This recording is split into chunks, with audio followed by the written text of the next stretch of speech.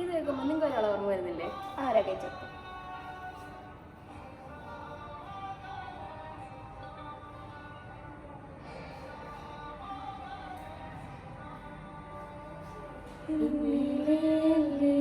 പടച്ച പെണ്ണെ, മുക്കത്തെ മണ്ണിലായി പിറന്ന പെണ്ണെ, എന്നിലെ റൂഹിലെ പകുതിയല്ലേ, എന്നിലെ നൂറായി നീ നിറഞ്ഞതല്ലേ, എന്നിലെ ചവും നീയെ, മുത്തായി നീ മിന്നണ മാലയല്ലേ, എന്നിലെ ഇഷ്കിന്റെ നൂറേ, ആരും